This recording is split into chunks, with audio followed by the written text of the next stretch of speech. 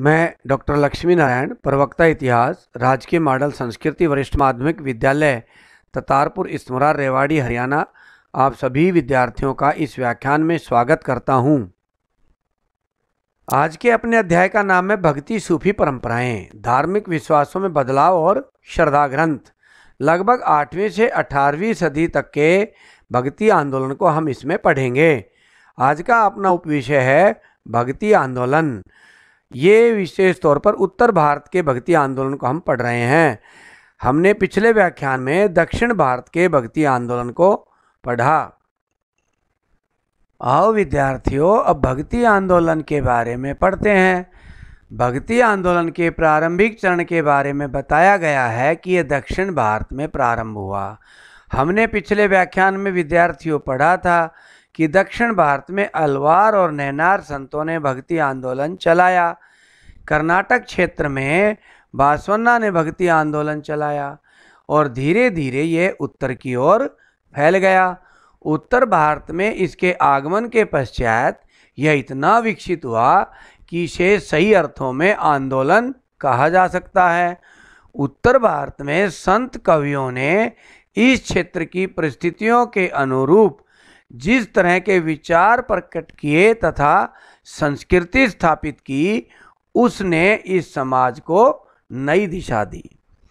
अब जानते हैं भक्ति शब्द का अर्थ। भक्ति शब्द की उत्पत्ति भज शब्द से हुई है, जिसका अर्थ सेवा से लिया गया है। भक्ति व्यापक अर्थ में मनुष्य द्वारा ईश्वर या इष्ट देव के प्रति पूर्ण समर्पण होता है, जिसके अनुरूप व्यक्ति स्वयं को अपने श्रद्धेय में समा लेता है। यानी कि मूर्त या अमूर्त भगवान को मान करके निरंतर उसका जप करना, उसको अपने मन में बसा लेना, पूर्ण रूप से उसके प्रति समर्पित रहना, उसी को भक्ति कहा गया है। भक्ति आंदोलन की विशेषताएं क्या थी? भक्ति आंदोलन में सामाजिक रूढ़ियों को या सामाजिक ताने बाने को या सामाजिक मर्यादाओं और बंधनों को कोई स्थान नहीं दिया गया। सबके लिए सब भक्ति के रास्ते खोल दिए गए। एक शूद्र से लेकर एक ब्राह्मण तक कोई भी भक्ति कर सकता है। इसमें सरलता, समन्वय की भावना तथा पवित्र जीवन पर जोर दिया गया। भक्ति संतों ने जाति पाति व रूढ़ियों से उठकर सभी वर्गों को अपने साथ जोड़ा।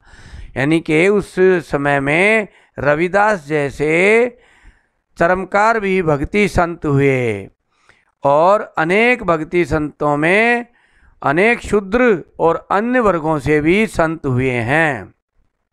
इस तरह शूद्र व्यक्ति भी भक्ति कर सकता है। भक्ति आंदोलन में ये अधिकार सभी को दिया गया।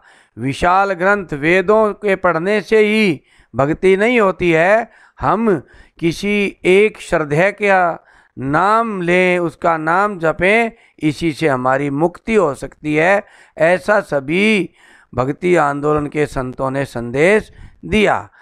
ईश्वर में विश्वास, ईश्वर के प्रति निष्ठा व प्रेम पर बल दिया। जिसकी आप भक्ति करो उसके प्रति पूर्ण निष्ठा हो, उसमें पूर्ण विश्वास हो, उसके प्रति अपना पूर्ण प्रेम हो, उसी को भक्ति कहा गया और इसी पर बल दिया गया। गुरु के महत्व पर भी बहुत अधिक बल इस समय दिया गया कि गुरु के बिना ज्ञान नहीं है, गुरु के बिना मुक्ति नहीं है, गुरु के बिना हम भगवान को नहीं पा सकते। जैसा कि कबीर दास जी ने कहा है, गुरु गोविंद दाऊ खड़े काके लागू पाए, बलिहारी गुरु आपनो जिन गोविंद दियो बताए। कि गुरु ही भगवान से मिलवा सकता है, हम सीधे भगवान से नहीं मिल सकते। इसलिए भक्ति काल में सभी भक्ति करने वालों ने किसी न किसी संत को अपना गुरु बनाया और उस द्वारा बताए गए भक्ति मार्ग पर वो चले, उसी भगवान की भक्ति उन्होंने की।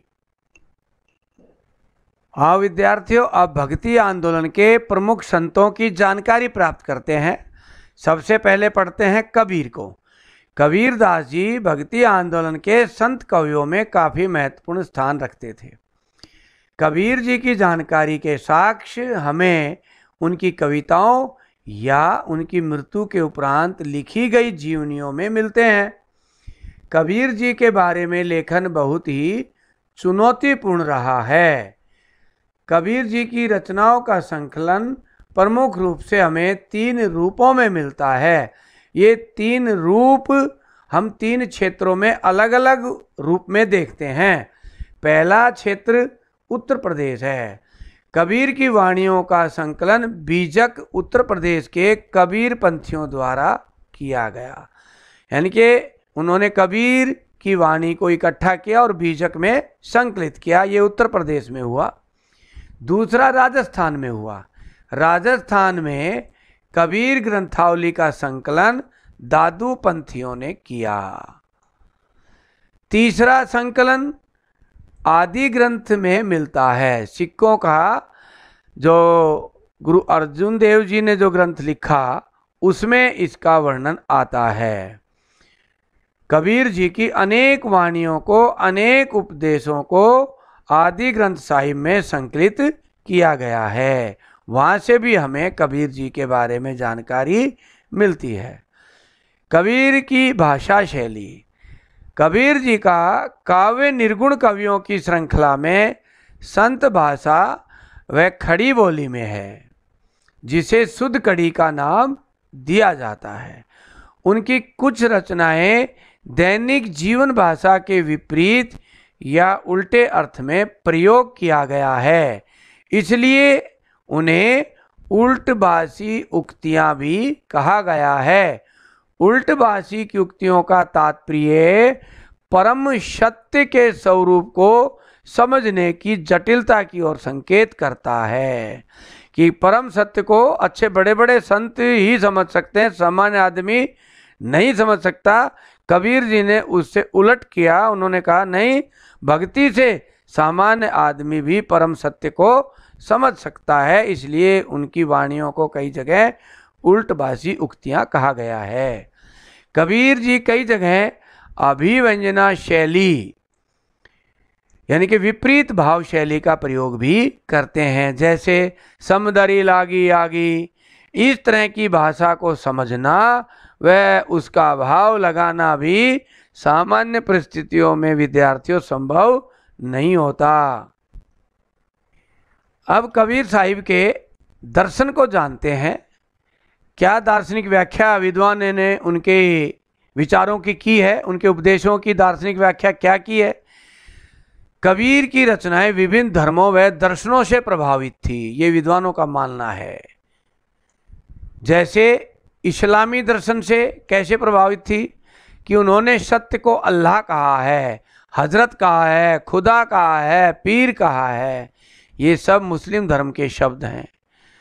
इसी मुस्लिम दर्शन में वे एकश्वरवाद यानी कि प्रभु एक है, अलग अलग रूप नहीं है उसके, और मूर्ति भंजन यानी कि मूर्ति पूजा का खुला विरोध वो करते हैं। मूर्ति भंजन का समर्थन और मूर्ति पूजा का विरोध वो करते हैं। तो विद्वान कहते हैं कि ये इस्लामी दर्शन से वो प्रभावित थे। अब वेदांत दर्शन से कैसे प्रभावित थे। हिंदू दर्शन से अलख, अलख का मतलब होता अदृश्य, निराकार, ब्रह्म व आत्मा आदि इत्यादि पक्षों को वो लेते हैं।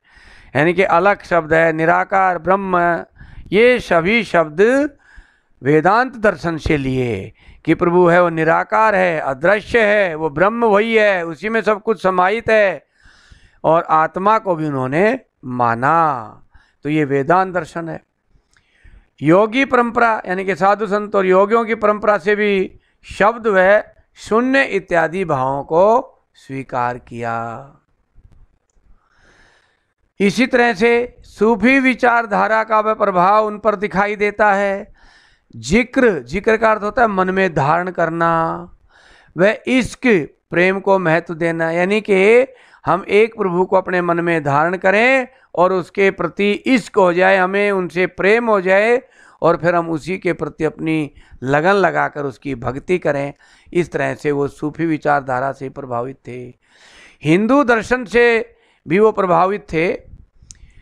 जैसे नाम सिमरन, यानी कि उसी प्रभु का नाम रटना, बार बार लेना, उसी का नाम जपते रहना और भक्ति करना उसी की, उसी के प्रति अपना समर्पण भाव दिखाना, ये सब हिंदू दर्शन से उन्होंने लिए। इस तरह से कबीर जी का जो दर्शन था विद्वानों ने हिंदू और मुस्लिम दोनों से प्रभावित माना है। कबीर जी अपनी विचार अभिव्यक्ति में बड़ी सरलता, तर्क तथा उपयोगिता को महत्व देते हैं, भाषा व दर्शन को नहीं, कि कौन सी भाषा में मैं विचार रख रहा हूँ, किस धर्म का मैं दर्शन ले रहा हूँ, उनके लिए कोई महत्व नहीं था।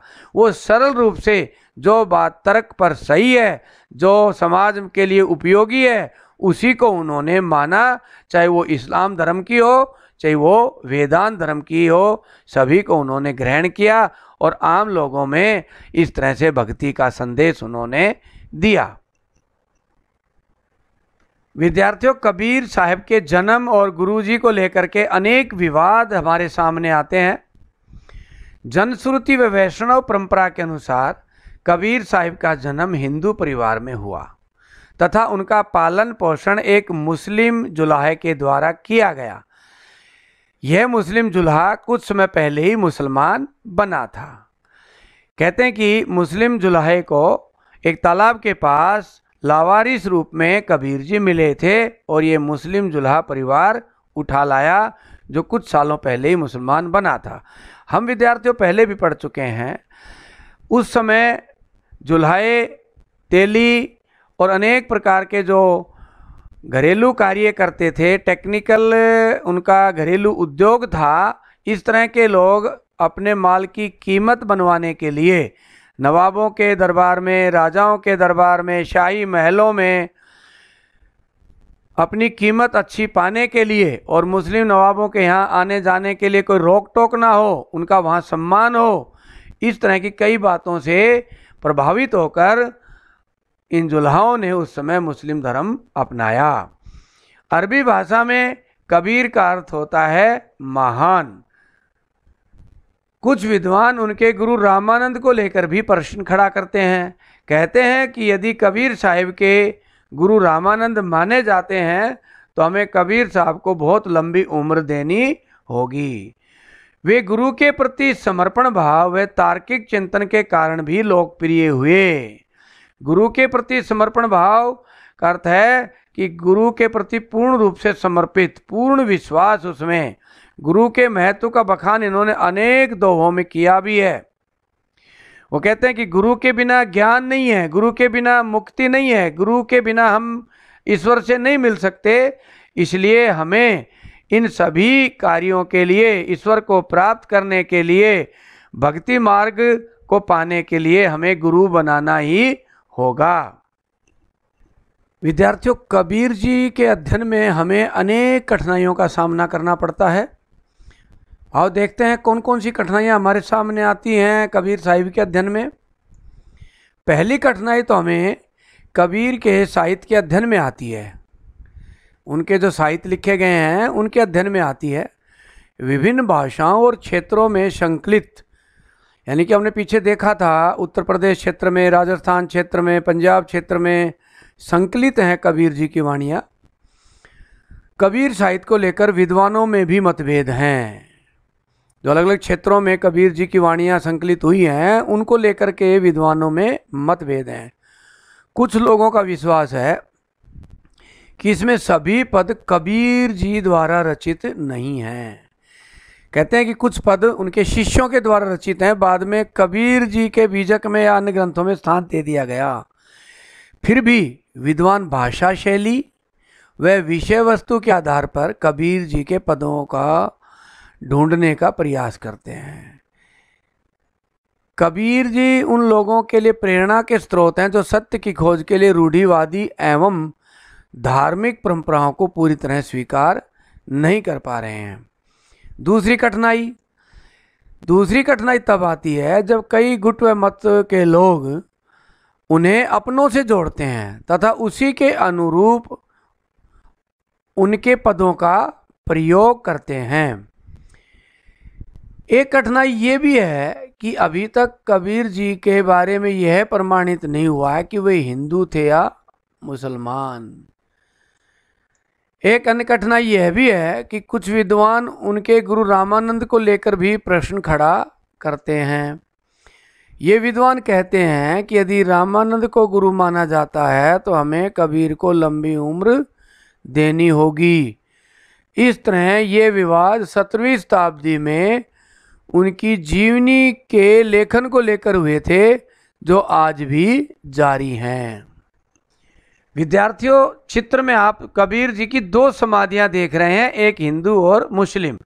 बाएं हाथ की तरफ हिंदू समाधि है जहां चित्र भी लगे हैं, ये मैंने स्वयं देखी है दोनों समाधियां।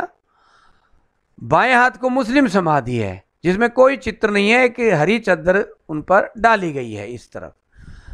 और कहते हैं कि इनके देहांत के बाद मुसलमान शिष्यों में और हिंदू शिष्यों में विवाद हो गया कि इनको दफनाया जाए या दाह संस्कार किया जाए, और विवाद बढ़ गया। तो कहते हैं कि रात्रि को उनका शव रखा रहा और सुबह जब देखा गया तो उसमें फूल मिले, और मुस्लिम शिष्यों ने और हिंदू शिष्यों ने फूलों को आधा आधा बांट लिया और अपने अपने हिसाब से उनका अंतिम संस्कार कर दिया। ऐसी चर्चा उस क्षेत्र में, मगहर क्षेत्र में हमें मिलती है कि किस तरह से कबीर जी फूलों में परिवर्तित हो गए, और सभी शिष्यों को खुश रखते हुए उनकी 2 समाधियां हैं। अब गुरु नानक देव जी के बारे में जानकारी प्राप्त करते हैं। गुरु नानक देव जी का जन्म सन 1469 ईस्वी में हिंदू परिवार में पाकिस्तान के तलवंडी में हुआ। आजकल इसका नाम ननकाना साहब है। छोटी उम्र में ही इनका विवाह हो गया था। इनका परिवार व्यापारिक पृष्ठभूमि का था, इसलिए इन्होंने लेखाकार का प्रशिक्षण लिया। लेखाकार से अभिप्राय है हिसाब किताब और रोकड़ आदि रखने का प्रशिक्षण। इन्होंने फारसी भाषा भी सीखी, क्योंकि उन दिनों में हिसाब किताब अकाउंट का काम फारसी में होता था। इनका देहांत 1539 में हुआ। गुरु नानक देव जी अपना अधिकतर समय भक्ति व सूफी संतों के साथ बिताते थे। उन्होंने दूर दराज की यात्राएं भी की थी। उन्होंने अपने विचार पंजाबी भाषा में शब्द के माध्यम से दिए। शब्द उस समय उनकी वाणियों को कहा गया, उनके द्वारा रचित भजनों को कहा गया। उनका सेवक मर्दाना रबाब बजाकर उनका साथ देता था। जब वो शब्द गाते थे, भजन गाते थे, तो उनका शिष्य मर्दाना रबाब बजाता था, जो निरंतर लगातार उनके साथ रहता था। विद्यार्थियों, गुरु नानक देव जी की भक्ति परंपरा की विशेषताएं क्या हैं या उन्होंने क्या उपदेश दिए हैं? उनका प्रमुख उपदेश है, गुरु नानक देव जी ने निर्गुण भक्ति का प्रचार किया, यानी कि अमूर्त भगवान की भक्ति हम करें। दूसरा, यज्ञ, अनुष्ठानिक स्नान, मूर्ति पूजा व कठोर तप को अस्वीकारा। उन्होंने हिंदू और मुसलमानों के धर्म ग्रंथों को नकारा। नकारने से अभिप्राय विद्यार्थियों ये नहीं है कि उन्होंने इनको गलत साबित किया। उनका कहना था कि इन धर्म ग्रंथों को पढ़े बिना प्रभु भक्ति के आधार पर ही हम मुक्ति पा सकते हैं। गुरु नानक देव जी ने ईश्वर का कोई रूप नहीं माना, अर्थात निराकार माना। प्रभु उपासना का एक ही उपाय बताया, उसका निरंतर जप करना, और जप करने का मतलब होता है उसकी भक्ति करना। सामुदायिक उपासना, जिसको संगत कहते हैं पंजाबी शब्द में सिख लोग, वो आरंभ किया, जहाँ सभी अनुयायी इकट्ठे बैठकर पाठ करते थे। ये गुरु नानक देव जी के प्रमुख उपदेश या उनकी भक्ति परंपरा की विशेषताएं थी। गुरु नानक देव जी के समय फिर गुरु परंपरा भी शुरू हुई। उन्होंने अपने अनुयायी अंगद को गुरु पद पर आसीन किया, और यह परिपाटी विद्यार्थियों 200 वर्षों तक चलती रही।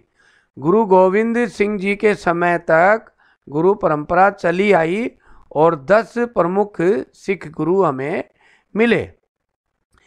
ऐसा प्रतीत होता है कि गुरु नानक ने कोई नया धर्म नहीं चलाया, हिंदू धर्म में ही एक सुधार आंदोलन था ये।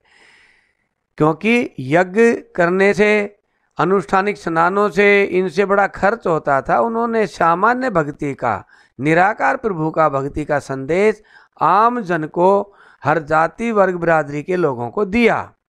इसलिए उन्होंने कोई नया धर्म नहीं चलाया था, ये हिंदू धर्म में एक सुधार आंदोलन था।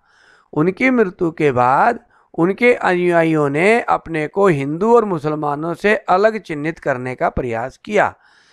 पांचवें गुरु अर्जुन देव ने गुरु नानक व उनके 4 उत्तराधिकारियों की वाणी को आदि ग्रंथ साहिब में लिखा। यानी कि विद्यार्थियों, आदि ग्रंथ साहिब की रचना किन्होंने की? गुरु अर्जुन देव ने, जो सिखों के 5वें गुरु थे। इस गुरु ग्रंथ साहिब में प्रमुख अन्य संतों की वाणी को भी शामिल किया गया है।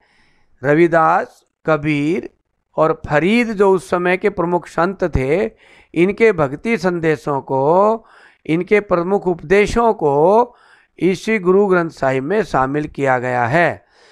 आदि ग्रंथ साहिब अनेक भाषाओं में लिखा गया। गुरु गोविंद सिंह, ये सिखों के 10वें गुरु थे। 17वीं शताब्दी के अंत में 10वें गुरु गोविंद सिंह जी ने 9वें गुरु तेग बहादुर की रचनाओं को भी इसमें शामिल किया और इसे गुरु ग्रंथ साहिब का नाम दिया। किसमें शामिल किया? जो हमने पीछे अभी पढ़ा था, आदि ग्रंथ साहिब में जो गुरु अर्जुन देव जी ने लिखा था, उसी को ही विशाल रूप दे दिया गया और उसका नाम क्या हो गया फिर? गुरु ग्रंथ साहिब। उन्होंने बाद के 5 सिख गुरुओं की वाणी को भी इसमें शामिल कर दिया और इस तरह से गुरु ग्रंथ साहिब में 10 गुरुओं की वाणी हमें मिलती है। गुरु गोविंद सिंह जी ने खालसा पंथ की भी नींव डाली। ये खालसा पंथ की नींव उन्होंने 1699 ईस्वी में डाली थी। उन्होंने अपने अनुयायियों को 5 प्रतीक रखने के निर्देश दिए, जो इसमें हम देख रहे हैं। पहले, बिना कटे केस, यानी कि अब सिख अनुयायी अपने केस नहीं कटवाएंगे। एक कृपाण रखेंगे, एक कच्छा पहनेंगे जो घुटने तक का होता था, एक कंघा रखेंगे और हाथ में लोहे का कड़ा पहनेंगे। ये सभी एक योद्धा के लिए जरूरी भी हैं। गुरु गोविंद सिंह जी के नेतृत्व में समुदाय एक सामाजिक, धार्मिक व सैन्य बल के रूप में सामने आया, यानी कि सैनिक रूप दिया। उस समय मुस्लिम शासकों के बड़े अत्याचार चल रहे थे और हिंदू धर्म को नष्ट करने का अभियान चला हुआ था। उस समय गुरु गोविंद सिंह जी ने ये खालसा पंथ स्थापित किया और सिखों को एक सैनिक रूप में धर्म रक्षा के लिए खड़ा किया। अब विद्यार्थियों, मीराबाई के बारे में पढ़ते हैं। मीराबाई राजस्थान के मारवाड़ के मेड़ता जिले की एक राजपूत राजकुमारी थी, यानी कि राजपूत राजघराने की रहने वाली राजकुमारी थी।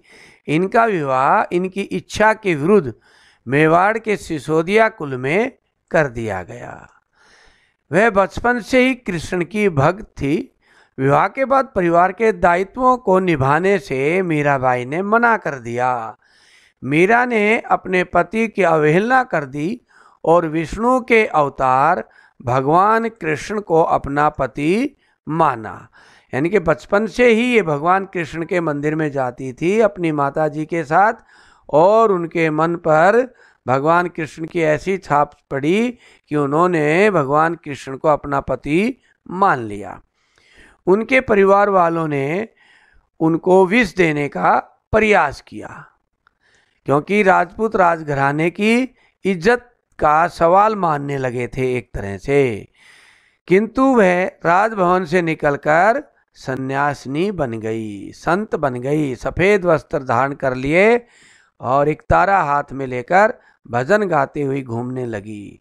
जोगिया वस्त्र धारण कर लिए, राजमहल के ऐश्वर्य को त्याग दिया और विधवा की तरह सफ़ेद वस्त्र धारण करके भगवान कृष्ण के भजन गाने लगी।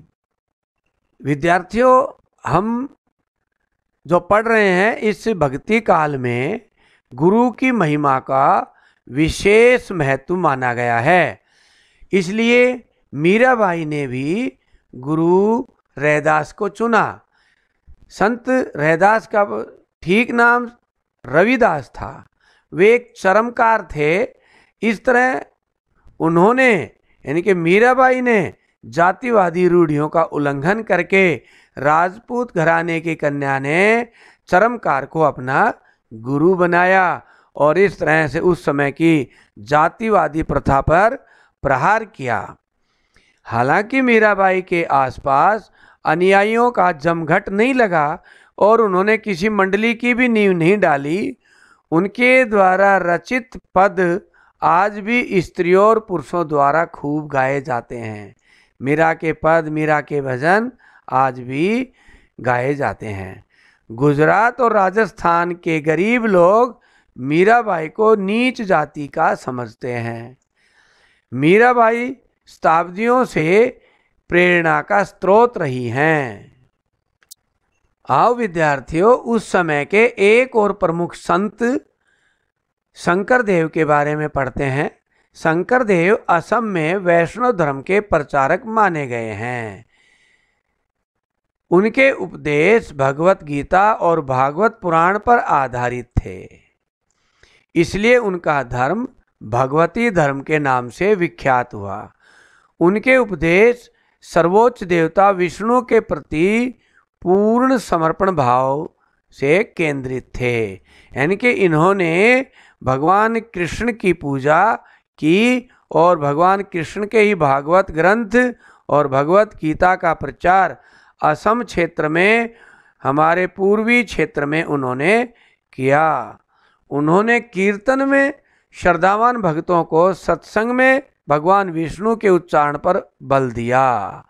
यानी कि जब भी हम कीर्तन करें, भजन करें, तो भगत जो हैं, जो भगवान में श्रद्धा रखते हैं, वो भगवान विष्णु की पूजा करें, भगवान कृष्ण का जाप करें, ऐसा उन्होंने बल दिया। उनके प्रार्थना स्थल को सत्र अथवा मठ कहा जाता था। सत्र शब्द कहा गया है आसाम क्षेत्र में। वहाँ की भाषा में इसको नाम घर भी कहा गया है। वहाँ वो घर जहाँ प्रभु का हम नाम लेते थे, बैठ करके प्रभु का जाप करते थे, उनको नाम घर भी कहा गया। असम क्षेत्र में उनके विचारों, उपदेशों व गीतों को विशेष महत्व दिया गया है। इनकी रचनाओं का काव्य संग्रह कीर्तन घोष कहलाता है। यानी कि उन्होंने जो रचनाएं लिखी उस समय, उन सब रचनाओं का जो संग्रह है उसको कीर्तन घोष कहा गया है। ये विद्यार्थियों असम के शिव सागर में स्थित एक नाम घर है। देखिए, विशाल एक हॉल टाइप है, विशाल हॉल है। इसमें पिलर्स दिए हुए हैं, ऊपर खपरेल की छत है और सामने भगवान की पूजा का एक स्थल बनाया गया है। इसमें भगत जन बैठ करके भगवान का नाम लेते थे, इसलिए इनको नाम घर कहा गया। इसी के साथ हमारा ये व्याख्यान समाप्त होता है। अब कुछ अभ्यास के प्रश्न जो इसी व्याख्यान पर आधारित हैं और इसी व्याख्यान को पढ़ करके ही इनके उत्तर आप आसानी से लिख सकते हैं। पहला प्रश्न है, संत कबीर कौन थे? भक्ति संत परंपरा में उनके महत्व को स्पष्ट करें। गुरु नानक देव के जीवन और शिक्षाओं पर प्रकाश डालिए। मीराबाई की जीवन शैली को अपने शब्दों में लिखिए। असम क्षेत्र में भक्ति आंदोलन के संत कौन थे? वर्णन करें। गुरु गोविंद सिंह जी का वर्णन करेंगे। एक निबंधात्मक प्रश्न विद्यार्थियों आपने लिखना है, भक्ति आंदोलन क्या था? इसके विभिन्न संतों की जानकारी दें। इसी के साथ हमारा ये व्याख्यान समाप्त होता है। आप सभी का बहुत बहुत धन्यवाद।